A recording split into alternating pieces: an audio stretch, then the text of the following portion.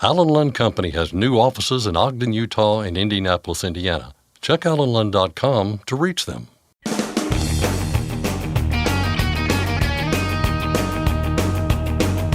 OOIDA, representing America's truckers since 1973, presents Landline Now with your host, Mark Reddick.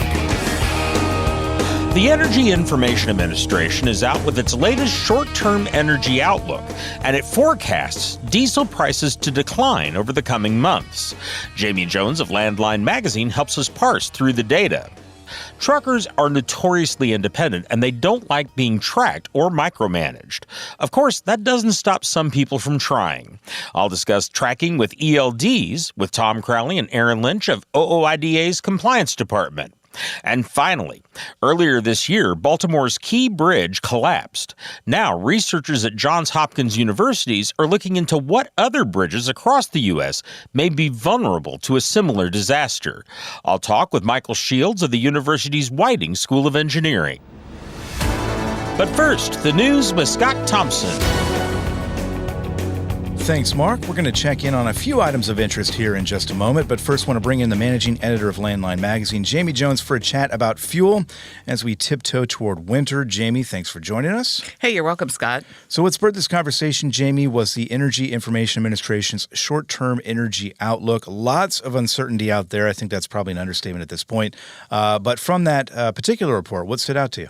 Well, for starters, the timing of it couldn't have been any worse from a research analyst perspective, because this report, and they are very good about staying on their schedule for these short-term outlooks, are every 30 days, once a month. And this one came out hot on the heels of Hurricane Helene and Hurricane Milton. So you want to talk about a bunch of question marks hanging out there. We certainly are in that realm, and I would not at all be surprised to see, especially when you're talking about retail fuel for vehicles, that the numbers that they throw around in this one could change rather dramatically for various areas in the country. It'll probably be another sporadic disruption that we have been through with other national disasters. But as we are very chilly here in the Kansas City metro today. Finally. Oh, my word. And I love fall, so I'm not mad about this at all. Same. But man, your home heating prices are going to take a hit this year. That, nationally, the Energy Information Administration really believes that natural gas in particular is going to take a turn up higher. Propane, that stuff that I grew up on the farm. Propane, on the other hand, could actually see a little bit of a dip, but again, let's let the Hurricane Helene and Milton kind of aftershocks, if you will, settle, because these could have some disruptions in the pipelines related to natural gas and potentially propane distribution. But it is looking like your home heating costs will be going up, but they are predicting a 5% decrease. I know that doesn't sound like a lot, but man, this day and age with freight rates the way they are and fuel costs the way they are, we'll take the 5%. In diesel prices, we should mention. Yeah. Yes, in diesel prices. I mean, I've seen gadgets claim 3% of fuel economy improvement that people spend hundreds of dollars on. So that 5% is going to add up. Yeah, in 2025, and we should also mention too. I thought it was noteworthy, and we've known this, I guess, for a few years now, but crude oil production in the U.S. Is at record highs and will continue that way into 2025 as well. Brent crude oil, I believe they forecasted down that number as well. So there is some good news here. And as you kind of pointed out, we haven't had a whole lot of good news in recent years. So again, every little bit helps here, but it looks like diesel prices will be down slightly into next year. So again, good news there. It really is. And honestly, at this point, if we could at least see a leveling out instead of the roller coaster that we've been going on. And that's really the thing that sticks out to me the most. Everything is showing, some stability. that there's not a big change. We're talking about a 5% decrease for next year in diesel prices. So, as long as everything kind of holds tight, we could be looking at maybe some leveling out and maybe a further trickle down. Right. When you know what to expect, that certainly does help out. But we've also got the potential for a wider conflict in the Middle East. We've got the hurricanes that you mentioned, Helene and Milton, causing some issues and we down always in the have southeast. OPEC, who knows what they're going to do next, Yeah, very true. Speaking of Helene and Milton, I know you've done some digging on this, and we've seen some national news outlets report on this, but the fuel situation down there is raising some concern. And again, I know you've done some digging on this. And what exactly have you found out about what's going on down there? Well, without digging into individual truck stops, which you probably would be strongly advised to do on trip planning, there are still just widespread shortages of gasoline. And of course, mainstream is picking up on that because, passenger vehicles, whatever. Right.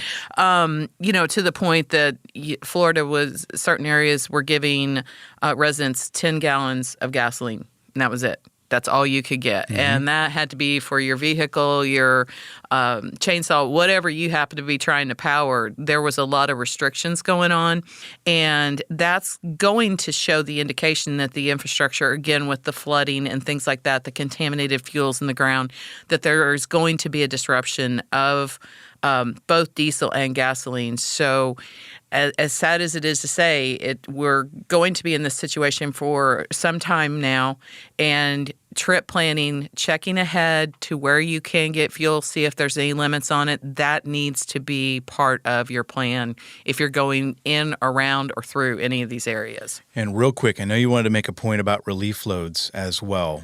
Oh, man. I know a lot of people are wanting to jump in and help, and that is so great, but do not take an unsolicited load into any of these areas if there's not the infrastructure. If you have a load of perishables and they don't have a way to, refrigerate it or whatever, you've just lost that load and the people got no benefit from it.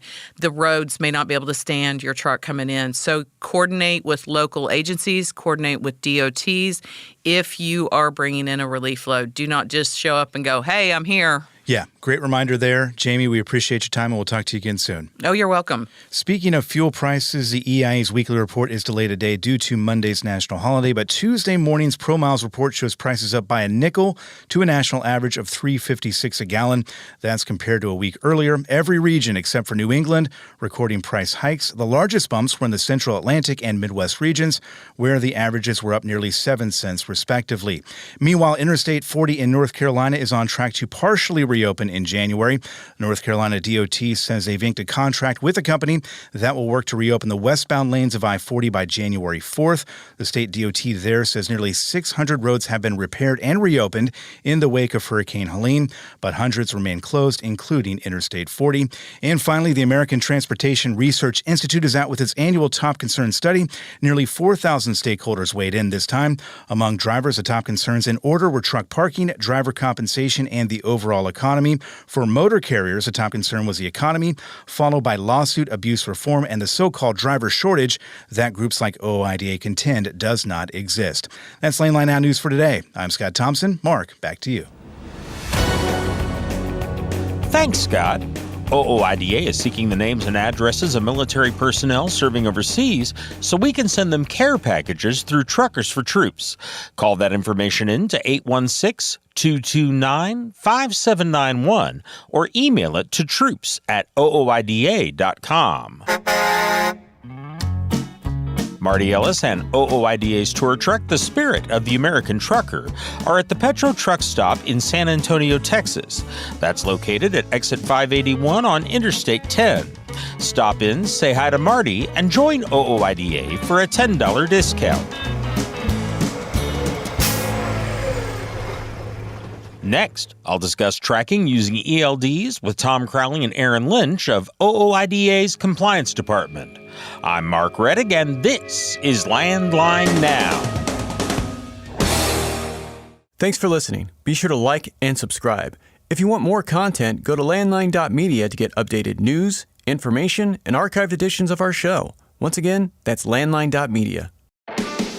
Control your toll costs and eliminate tolling headaches with Prepass Tolls. Prepass Tolls means toll volume discounts. Just one invoice for all tolls and fewer violations. Call 877-878-5970 or go to prepass.com. Are you tired of the IRS following you around like a dark cloud? Call 888-557-4020 and get your life back. At Truck Stop, we built a better load board for carriers like you. Sign up today and access over 600,000 loads on the most trusted online load board. Learn why the best in the business rely on Truck Stop to make more money and start driving your profit today. It's tested and proven. Burn 2.1% less fuel when you balance all wheel ends with Centromatic. Call 800-523-8473 to get the OOIDA discount. Landline Now, welcome back. Truckers are notoriously independent, and they have to be. Even with all our modern electronics, no one else, and I mean no one, can see what the trucker sees or guide reaction in the way the average truck driver does every single day. But of course, that doesn't stop some people from trying. And the latest wrinkle in that trend is an increase in tracking truckers using technology already in the cab. Here to explain and to offer some guidance on that and more are Tom Crowley and Aaron Lynch of OOIDA's Compliance Department. Guys, thanks for joining me. Thanks for having us, Mark. Thanks as always, Mark. Well, the topic here is one that is really bouncing around right now, and that is we've had calls from people that are concerned about more and more people wanting to track them using their ELD, under the regulation, as I recall, the regulation that established ELDs as required said these are for hours of service compliance only. Am I off here? No, Mark, you're 100% correct. That was the regulation, and to comply with the FMCSA, that's all they're supposed to do is track the driver's movement, change of duty status, engine on, engine off, this type of stuff. But the problem is they could do a lot more, and people are going for that. You know, when people start using them for their IFTA. So they modified, a lot of the places modified to do IFTA, where they tracked more frequently and much closer. Because if you recall the FMCSA, when you're on personal conveyance, it's supposed to get real loose on the tracking. But for IFTA, that requires every 15 minute an exact ping. So the problem is with these in the trucks, there are so many other entities that want to tap into them. Well, let's talk about that a little bit. I mean, you say all sorts of other entities. Give us some examples of some of the people that are trying to get access to this thing. Well, as I mentioned, IFTA. Right. That would be one. Brokers, track the truck, track the driver. Shippers, anybody that has an interest in that load now thinks that they should be able to track that driver, for a while people were using the macro point where they wanted right into your phone. OIDA fought this years ago, and on I believe it was a privacy issue, invasion of privacy issues, and now we're seeing exactly what the association warned about. We are seeing that. I mean, because just imagine if a broker taps into the ELD and all these other folks are tapping into it, so they know where all the trucks are. How is that going to help your negotiation power in a market that's already has historically low rates? Absolutely. And of course, the other thing that I thought about is there was a very significant worry people had at the beginning with ELDs, because they were talking about having enforcement officers plug into your system, plug into the computers that basically run your truck, and the possibility of that screwing up what's going on in the truck. I would think that having other people start getting access to this thing, there's the potential for shenanigans or just problems. Yeah, there's definitely the potential for problems. And when you look at the fact that the ELD does plug into the ECM, so you get some computer hackers. I mean, they hack into everything out there. Is it possibility that they could hack in and take over some of the controls of your truck and know the locations? I would say that's a definite concern. Yeah, and of course, it depends on where the components for these ELDs are made, because we know a lot of these components are made overseas. You don't know who's had access to them. Not only are the components made overseas, but they're operated by overseas companies that, are – I think we was speaking about one the other day. Aaron, that was an overseas company that was adding hours to drivers' logs. Yeah, I mean, you have a lot of shenanigans that go on as far as that goes. I mean, these ELDs are set up, and it's technology, right? Every year it's getting more and more advanced, and unfortunately, the person that's utilizing it isn't always as advanced as that technology, and it only takes someone that knows what they're doing or someone that's trained to try to scam or commit fraudulent activity, because that's their job, to take advantage of someone, right? And personal information's on there, right? Business information's on there. I see a lot of these third-party vetting companies now wanting to, control or your passwords to these ELDs. What I've seen, though, is some of these ELD providers have told them no. So I've seen a lot of that back and forth, as far as that goes as well, because I think these ELD companies are concerned about the privacy issues, and they have it in their contracts that they will not give out that kind of information. So it's kind of a morality issue, but it's also a privacy issue. Well, and you hit on one there that to me is a basic piece of computer security knowledge, which is never give anyone your passwords. Never. I don't care who the heck asks for it. I agree. That's just the gateway to trouble. It is. And, with trucks and with cyber technology that's out there, I mean, we've seen this with, the self-driving cars and stuff. It's not perfect stuff. And now you have trucks that have these, and that basically over the airways, somebody could hack into them, and, who knows what they could do. And, like I said, that comes back to OIDA years ago had this issue, and it was thrown out of court, unfortunately. And now the issue is right there in everybody's face.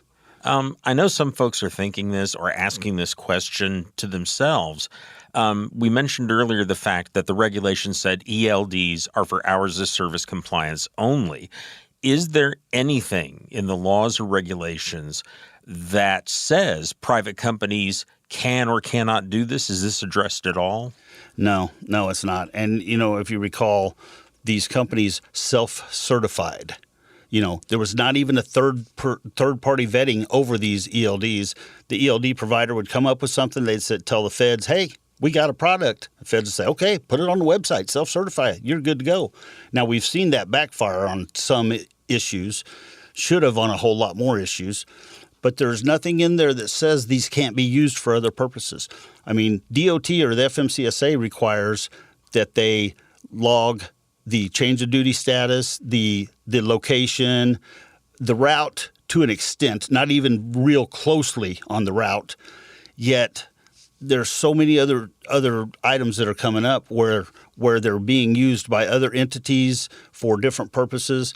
I mean, one of the things that I can recall, people say, well, maybe they'll be all right. Maybe we'll get paid for our detention time. It's not helped drivers in that aspect one bit. Yeah. But, but on the flip side, if you're running for a broker and it fails along the way, they're going to hit you with a tracking failure. I mean, I've seen up to 20% of the rate get subtracted.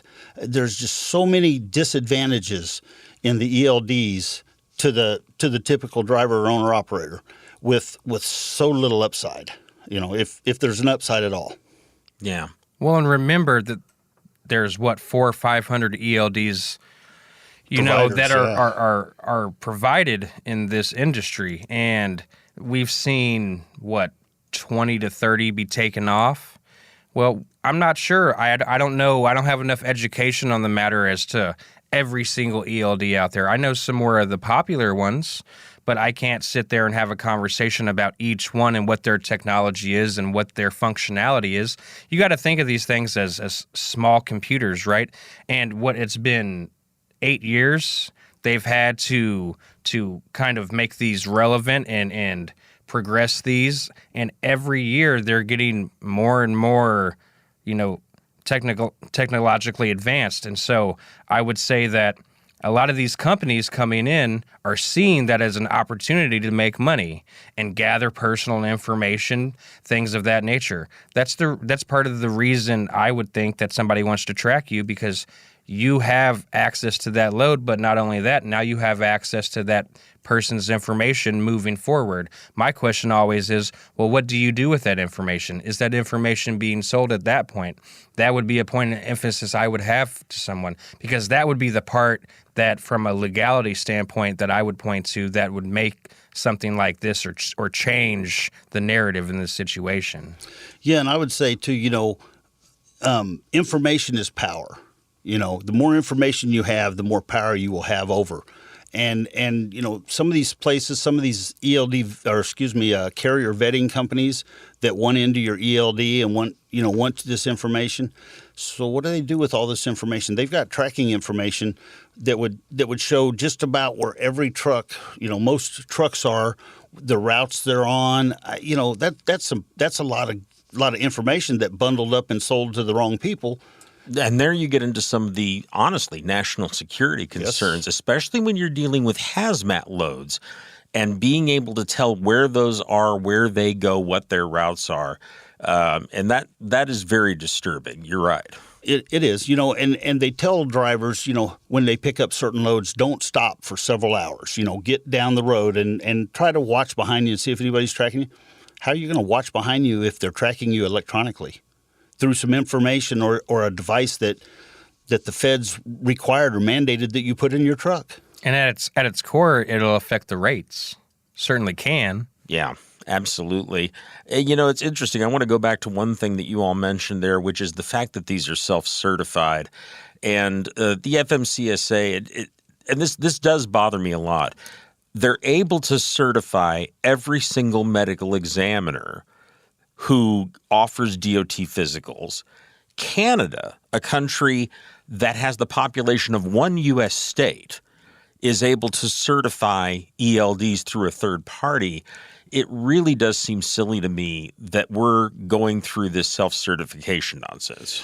Yeah, the self-certification is it just leaves everything up for grabs. I mean, because, Mark, if I can come to you and say, hey, I'm ready for today's show, I'm good, and then I come on here and I don't know anything, I'm not ready for it, what do you do at that point? And the self-certification, they do that with the trucking schools, too. The trucking schools. That's what I was going to say. The entry-level driver training, ELDT, self-certified. Where do we get off of this self-certified? I mean, that standard is just, it's below the floor. Well, and the fact is, what Canada has, and I may be wrong here, I think I am correct, they're not spending government money on certifying those. They identify labs that are able to provide that certification. That is my understanding too. But these third party, and that's why Canada doesn't have 300 or 400 or 500 listed on there as providers. They have just a few that have went and jumped through the steps to prove that they are certified. Here in the States, the drivers out there, they were the guinea pigs. And we've seen drivers get wrote up for ELDs that were malfunctioning, that didn't work right from the beginning. It wasn't the ELD provider that got bumped. It was the driver out on the road that got put out of service. So, it's the issue that OIDA said it would be way back in the day. I think they started fighting this back in 06 or 07 and fought it for many years. And that issue it's here. It's looking drivers right in the face. Absolutely. And of course, there's other issues we could talk about. Aaron, I think you mentioned how many of these things have lost their certification, and that's a big issue. And of course, Tom, you mentioned these fines that brokers are giving everybody. But the baseline here is this is a mess. If it's not, it'll do till the mess gets here. Okay. Well, guys, we got just a few seconds left. Anything else people need to know about this? As far as the ELDs, unfortunately they're here. A lot of folks would still like to see them go away. Congress mandated them. They're in. Hopefully they'll get better. Hopefully we can get some more regulation over this stuff and stop all these third parties from wanting access to your location and all your other information. Okie doke. Guys, thank you very much. Thanks for having us, Mark. Thanks as always, Mark. I've been talking with Aaron Lynch and Tom Crowley of OOIDA's Compliance Department. I'm Mark Reddick, and this is Landline Now. Penske owns and operates some of the best-maintained vehicles on the planet. Our used trucks come with a 5-year maintenance report and pre-sale inspection. So if you're in the market for a top-quality pre-owned truck, look no further. Search our inventory today at PenskeUsedTrucks.com. Capital Reman, the leader in remanufactured diesel engines and components, has partnered with OOIDA to offer exclusive member benefits. Visit CapitalReman.com today to support America's transportation industry and take advantage of your benefits. When it's time to overhaul your truck engine, help protect it by insisting on a genuine Vibertech TVD crankshaft damper. Heavy-duty, absolute premium quality, and they're made right here in the USA. Find a dealer at VibertechTVD.com. On March 26 this year, the Francis Scott Key Bridge in Baltimore, Maryland, collapsed into the Patapsco River, blocking the waterway into the city's port and severing a vital interstate link in the city. So the cargo ship struck one of the support structures, one of the pylons, if you will, holding up the Francis Scott Key Bridge, and with that, the entire bridge collapsed into the water. Just a stunning. Now, researchers are looking into not only that collapse, but also what other bridges across the United States may be vulnerable to a similar disaster. You're listening to Landline Now, and I'm your host, Mark Redding. Welcome back to the program. The bridge, which carries Interstate 695, was struck by the Dolly, one of the many container ships that regularly picks up or drops off cargo at the nearby port in Baltimore. However, its own design may have contributed to the bridge's collapse, and its truss structure could not hold up the bridge if one of the piers that support it was removed. That, among many other factors, has raised questions that many are eager to answer, and among them is how many other bridges over major waterways near ports might collapse if similarly struck. That intrigued a group of researchers at Johns Hopkins University, a prestigious nearly 150-year-old school located in Baltimore, a scant 4 miles north of the port. The leader of that group is Michael Shields, an associate professor at the university's Whiting School of Engineering. He and his colleagues are now looking into that topic. I spoke with him recently about the Key Bridge collapse and the research they're doing as a result. Let's talk a little bit from a broad perspective about this. What specific risks to bridges are you looking at in your research? So we are specifically looking at the risk to large bridges that span major waterways, or in particular, major shipping thoroughfares. So we're looking specifically at large bridges that may be at risk to collision events from large vessels. And what was it that spurred you to look into this topic? I mean, what was it that brought you around to focusing on that for your research? Yeah, so if you remember in March, the Dali collided with the Key Bridge in Baltimore here, and a friend of mine and a colleague, Ben Schaefer, who's a professor here in civil and systems engineering with me at Johns Hopkins, was looking at the structural side of the bridge and structural aspects of the collapse. And he sent me a message the day after the collapse, and he said, what do you think the probability of this collision and collapse was in reality? And, I kind of scratched my head at that point, and I said, I need to think about this. And so I did a few quick calculations, and, about an hour later, I messaged him back and I said, I think the probability of an event like this is probably higher than we expect it to be and that we want it to be. And so I think it's worth digging into this a little bit more. And so within about a week, we had developed a proposal for the National Science Foundation. And the National Science Foundation has this program they call the Rapid Response Program. And that rapid response program is aimed at funding research in the aftermath of disasters like this, after hurricanes, earthquakes, and these sort of things. And what that program allows us to do is make quick assessments in the aftermath of these events so that we can learn from these events. So within about a week after the event, we had a proposal put together to the National Science Foundation to look at bridge risk across the nation. With that within about a month of the Key Bridge collapse, we had support from the National Science Foundation to undertake this study. It was interesting reading about the Key Bridge when it went down. We've talked a lot about on our program about functionally obsolete bridges and bridges that have been built 30, 40, or 50 years ago. And obviously the technology has changed. And I remember, and correct me if I'm wrong, that the Key Bridge was built without redundancy or backup, or kind of on the structure, that if one part failed, that was the game. Are there a lot of bridges like that, would you say? There are many bridges like that, but I think perhaps the more pertinent issue with the Key Bridge in particular was that when it was designed, so it was built in the mid 70s, completed in 1977. When it was designed, there were no codes and specifications that required it to be designed for ship collisions at the time. Those codes and standards only came about in the mid 90s, and actually you can trace those back to the Sunshine Skyway Bridge collapse in Tampa, and so that spurred the codes and standards to develop the need to account for ship collisions.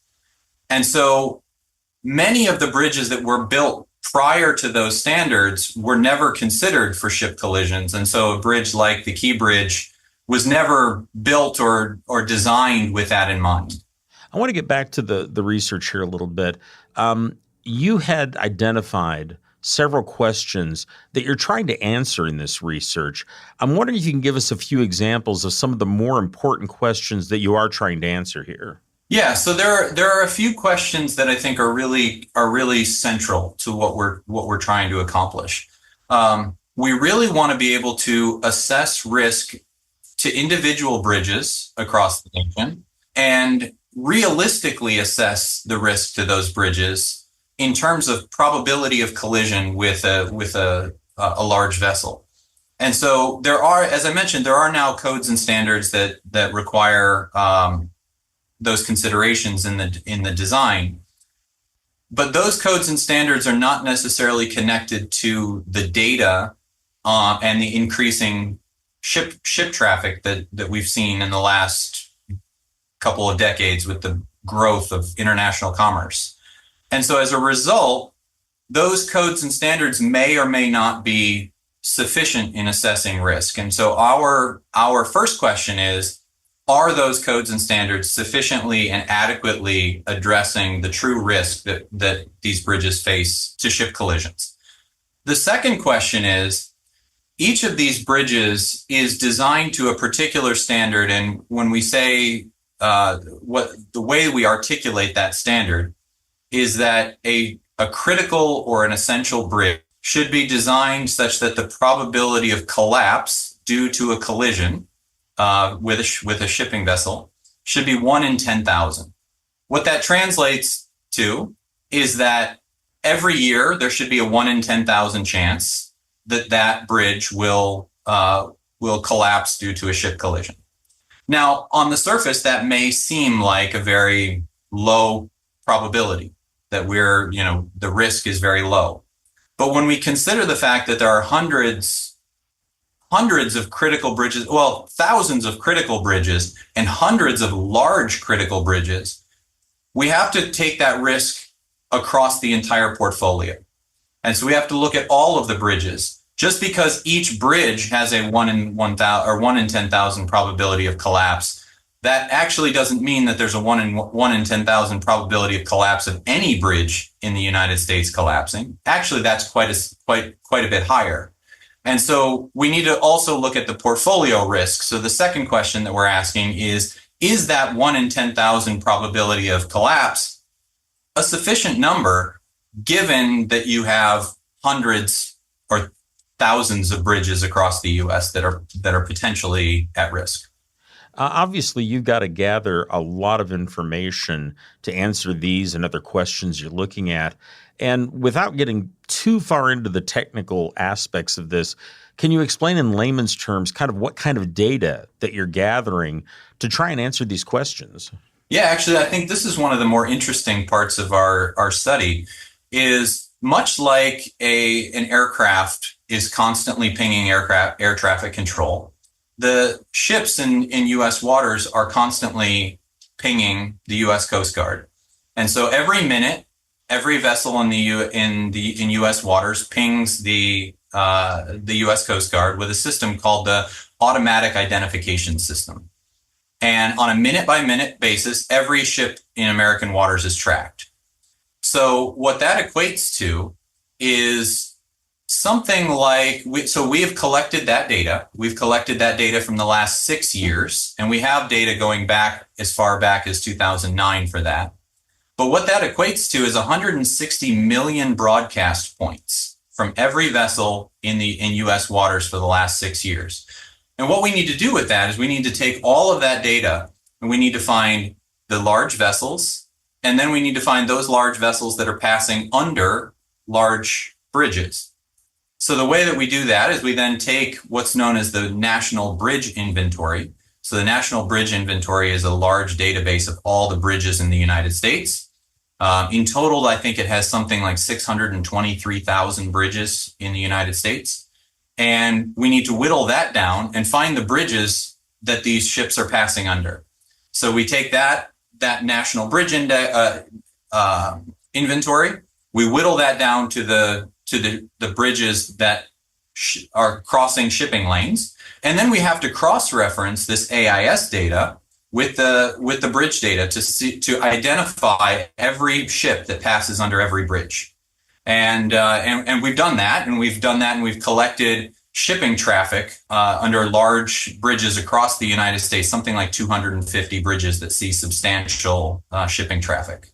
Are there other causes besides ship strikes that you're looking at here, or are you trying to really focus on that particular problem? Because we have had other bridge collapses over the past few decades, right, caused by different things, including just weight or in some cases a flaw in the design of the bridge. Mm-hmm. Are you restricting yourself to just looking at this aspect? Yeah, this study is looking just at ship collision risk for bridges. The real impetus for this was the Key Bridge collapse. In looking at that as well, I mean, obviously the bridge is part of the concern here, but of course the ship has got to strike it, which indicates that there are problems on the part of those ships. Is that part of what you're looking at as well? Yeah, that's the other side of the equation. So I mentioned that we had to do all of this cross-referencing between shipping data and bridge data. But the other thing that we need to look at is how frequently these ships are going off course, right? How they're aberrating from their course. And actually, that's the next phase of our study, is to dig into that AIS data and look at how frequently do ships aberrate from their course. Now, we can look at that from the global perspective, from the whole United States, and see, what is the rate at which they go off course. But in addition to that, we need to look at local numbers, because local waterways, the conditions vary considerably, right? There are many waterways that are harder to navigate than others. Not just that, but there are different practices in different ports. In the Port of Baltimore, for example, any ship coming in and out of the Port of Baltimore was under the command of a captain from Baltimore, right? And so until they leave port, they were under the command of a local captain. However, that's not practiced everywhere. Different practices are in place at different ports. And so because the practices differ at different ports, the risk and the aberrancy rates may differ at different ports. So we need to look at the national rate of aberrancy, but we also need to look at individual ports and how they handle their traffic and what the local waterway conditions are and other factors as well. That was Michael Shields, an associate professor at Johns Hopkins University and the leader of a group at the school that's researching how vulnerable the nation's bridges are to collapsing due to being struck by a container ship. We'll have more of my conversation with Shields after a short break. I'm Mark Reddick, and this is Landline Now. If you're running ultra-low sulfur diesel in your vehicle, make sure you are prepared and protected all winter long with Howe's Diesel Treat, the #1 anti-gel product in North America from the 100-plus-year trusted brand Howe's Products. Truckdown.com. Whenever you have a breakdown, you need Truckdown.com. 24/7 access to 40,000 verified heavy-duty repair vendors nationwide. Owner-operators need roadside speed. Truckdown.com. Firestone tires are for more of everything, with more durability for more miles and more confidence in your fleet. Firestone's tested tires help fleets save with value where it matters most. Learn more at bridgestonenationalfleet.com/4moremiles. Since you started, what you've loved about trucking is the freedom. Heading out on your favorite route, a good driving song, and thinking about truck insurance. Well, maybe not that last one. That's why we're here.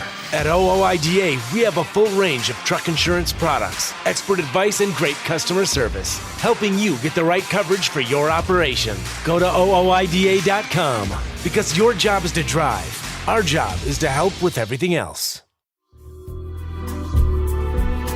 Landline Now, welcome back. Before the break, I was talking with Michael Shields, an associate professor at Johns Hopkins University. He's the leader of a group at the school researching how vulnerable the nation's bridges are to collapsing due to being struck by a container ship. We now continue that conversation in progress. I want to ask kind of a devil's advocate question here. Sure. And this may be beyond the purview of what you're looking at, but kind of looking again at the ships involved here. Since we're looking at the risk of a ship strike that can take down a bridge, part of that obviously is making sure that the ships just don't do that. With so many of those ships flagged in nations other than the United States, and here we're looking towards solutions, how could the federal government or port officials compel them to meet new regulations that might be passed? Sure.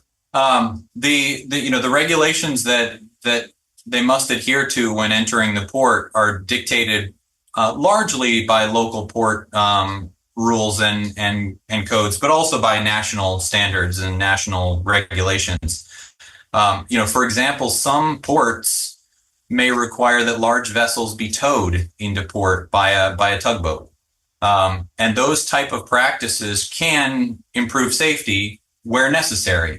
The question is, where are they necessary, and in which ports do you see high aberrancy rates, and in which ports do you see that those type of practices may need to be put in place? You had mentioned that at Baltimore, when ships are moving in and out of that port, that they're under a local captain. And of course, that's obviously a solution, is to have people that are familiar with those waters. But was that the case with this particular incident at the Key Bridge? To the best of my knowledge, yes, that was the case here. But it didn't have the effect that perhaps we hoped that it would have. It did not prevent the collapse. I mean, is there some further step that needs to be taken in order to address that specific type of situation? Yeah, I think that perhaps goes a little bit beyond my knowledge and my expertise. I know there are a lot of lawsuits and a lot of discussion about ultimately tracking back. Well, the causes, I think, were identified. The NTSB put out a report identifying the causes. Where the blame lies is I will leave that to others to establish. Wisely, I think. Another one that I wanted to ask about, and again, this may or may not be beyond the purview here, but one of your colleagues, Rachel Sangri, is quoted as saying, and I'm again quoting here, "Many of our bridges simply were not built to withstand the pressure of today's maritime landscape. The ships are massive. They're loaded with massive weight and mass from containers. How can you make a bridge that can withstand a strike from one of those vessels without that bridge construction being cost prohibitive?" That's a great question. And so to the quote directly, if we look at the size, even forget about the traffic that's going under the bridge. If we just look at the size of the vessels that pass under the Key Bridge now versus 1977 when it was built, the size of the vessel is 3 or more times as large. So the vessels that it's seeing under it are much, much larger than what it was originally designed for, even though that wasn't in the design at the time. Now, to the second question, what can be done? There are protections that can be put in place. You can put in things like fenders and islands around the piers. You can also put in what are known as dolphins, which are basically they're small protective structures in the water that are meant to deflect a ship if it's veering toward the pier. So there are protections that you can put in place so that the ship can't make a solid strike on the pier. So that's one thing that can be done with existing bridges, and some bridges already have those in place. The other things that you can do are strategically design bridges so that the piers are not close to the waterway. You push them closer to land, or you push them further away from the shipping channel. And there are, those are some things that you can do on the design side, as well as making them stronger and more protected. When you talk about those islands or some other structure around that sounds like something that you could use to retrofit an existing bridge. I mean, is there hope that we can address some of these issues without reconstructing whole bridges like we have to do with the Key Bridge? Oh, absolutely. In fact, one of our major goals, what we hope will ultimately come from this study, is that we want to inform decision makers, politicians and policymakers, of where investments are needed for that. So we can identify where the risks are the highest, and then those decision makers can spend money wisely to put protective measures in place only where they're really needed, right? I mean, we could go around, we could spend billions of dollars, and we could put protections on every single bridge around the United States. But we'd be wasting a lot of money in doing that if we put protections on places where they're not needed. On the other hand, we could not retrofit the bridges for protection, and we could leave things at risk. Are we leaving things too high at risk? Are those protections needed? Those are the types of questions that we're hoping to answer. Okay. As I understand it, you were expecting to have some preliminary results by the end of summer, and here we are. Yeah. Do you have those yet? And if you do, what can you tell us about them? So those preliminary results are what I was referring to earlier with the the ship traffic data. So we've established a website. It's I want to make sure I get this right. I think it's bridgerisk.engineering.jhu.edu. And on this website, we've released all of the ship traffic data that we've collected and assessed. So we've looked at all of the shipping traffic under about 250 bridges across the United States and assessed which bridges have the highest levels of traffic. Which bridges have the highest levels of traffic for large ships? When I say large ships, I mean ships that are on the order of 150 meters or larger. And which bridges have the highest traffic of mega ships, ultra large ships that are the size of the Dali and larger, so 300 meters, 1,000 feet or longer. And we've put together those data, and those data are available through our website. When do you expect to have final results of the study completed? This project is a year-long project, so we're expecting to have results, final results, probably in the summer of 2025. We may have some intermediate benchmarks in between. We're looking, as I mentioned, at aberrancy rates of ships now and some other things that we may release along the way. But the final results we're expecting sometime in the time frame of summer 2025. Michael, that's all I have, but I want to thank you very much for the information. Was there anything else that you wanted to add, or that maybe I didn't ask about you think I should have? No, I think we covered everything, and I thank you for your time, Mark, and thank you for reaching out and inviting me to come on the program. Fantastic. Take care. All right, thank you. That was Michael Shields, an associate professor at Johns Hopkins University. He's the leader of a group at the school researching how vulnerable the nation's bridges are to collapsing due to being struck by a container ship.